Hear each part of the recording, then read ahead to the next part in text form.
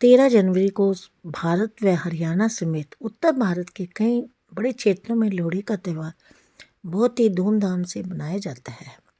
लोहड़ी के दिन दोस्तों रिश्तेदारों को बधाइयाँ और मिठाई भेजी जाती है, लेकिन इस बार भीड़ से बचकर और सामाजिक दूरी पर ध्यान रखते हुए त्यौहार को मनाना परिवार के लिए बेहद ज़रूरी है। इस त्यौहार को मनाने के लिए खुली जगह पर आग लगाई जाती है, नृत्य करते हुए गीत गाए जाते हैं, फिर पवित्र अग्नि में मूंगफली, गज्जक, तिल आदि डालकर परिक्रमा की जाती है। लेकिन आपको पता है आखिर लोहड़ी का त्यौहार क्यों मनाया जाता है और आग में ये सभी चीज़ें क्यों डाली जाती हैं?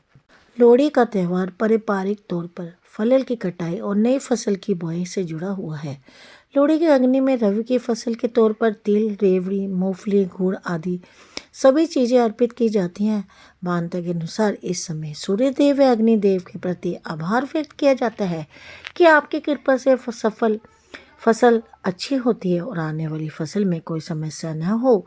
साथ ही ये त्यौहार परिवार में आने वाले नए मेहमान जैसे नई बहू, बच्चा या फिर हर साल होने वाली फसल के स्वागत के लिए मनाया जाता है।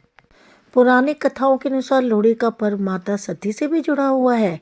ये कथा तो आप सभी जानते हैं। जब माता सती के पिता राजा दक्ष ने महायज्ञ किया था, तब भगवान शिव और माता सती को आमंत्रित नहीं किया गया था, लेकिन माता सती अपने पिता के ना बुलाने पर यज्ञ में पहुंच गई, जहां उसका और उसके भगवान शिव का राजा दक्ष द्वारा अपमान किया गया था। अपमान से क्रोधित देवी सती ने खुद को हवन के हवाले कर दिया था।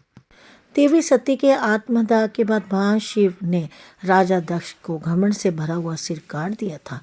दक्ष को जब अपनी गलती का एहसास हुआ और बाद में ब्रह्मा द्वारा प्रार्थना किए जाने पर भगवान शंकर ने दक्ष प्रजापति को उसके सिर के बदले बकरे का सिर प्रदान करवा कर यज्ञ पूरा संपन्न कराया। उसके बाद जब देवी सती ने पार्वती के रूप में जन्म लिया था, तब पार्वती जी के ससुराल में लोहड़ी के अवसर पर दक्ष प्रजापति ने उपहार भेजकर क्षमा मांगी और भूल सुधारने का प्रयास किया। तभी से नवविवाहित कन्याओं के लिए मायके से वस्त्र व उपहार भेजा जाता है। लोहड़ी का त्यौहार मनाने के पीछे लोहड़ी और होलिका दोनों बहनों की कथा मिलती है। कथा के अनुसार लोहड़ी की प्रवृत्ति अच्छी थी और लोगों की मदद करती थी, वहीं होलिका का व्यवहार अच्छा नहीं था। होलिका को भगवान शंकर से वरदान के तौर पर एक चादर मिली थी, जिसे ओढ़ने पर अग्नि उसे जला नहीं सकती थी। लेकिन जब होलिका प्रहलाद को अपनी गोद में लेकर अग्नि में बैठ गई, तब प्रहलाद तो बच गया, लेकिन होलिका जल गई। इसके बाद से लोहड़ी की पंजाब में पूजा होने लगी और उन्हीं के नाम से यह पर्व भी मनाया जाता है। इस दिन पंजाबी लोग अग्नि जलाकर परंपरागत रूप से भंगड़ा करते हैं। भंगड़ा के दौरान गीत गाते हैं और दुल्ला पट्टी की प्रशंसा गायन भी करते हैं। दरअसल दुल्ला पट्टी गरीब लोगों की मदद करता था। एक बार उन्होंने 2 अनाथ बहनों को उसके चाचा से बचाया था, जिसने उसको जमींदारों को भेज दिया था।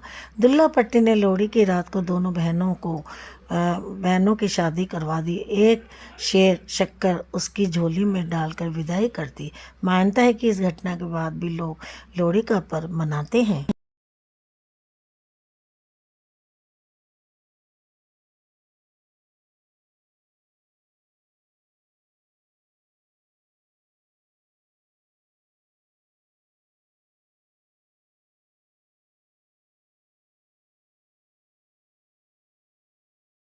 लोहड़ी पर्व का संबंध भगवान श्री कृष्ण से भी जुड़ा हुआ है। कथा के अनुसार कंस ने भगवान कृष्ण को मारने के लिए नंद गांव में लोहिता नाम की राक्षसी को भेजा था। उस समय सभी लोग मकर संक्रांति के पर्व को लेकर तैयारी कर रहे थे। अवसर का लाभ उठाकर लोहिता ने श्री कृष्ण को मारना चाहा, लेकिन श्री कृष्ण ने लोहिता का वध कर दिया। इस वजह से भी मकर संक्रांति से एक दिन पहले लोहड़ी का पर्व मनाया जाता है।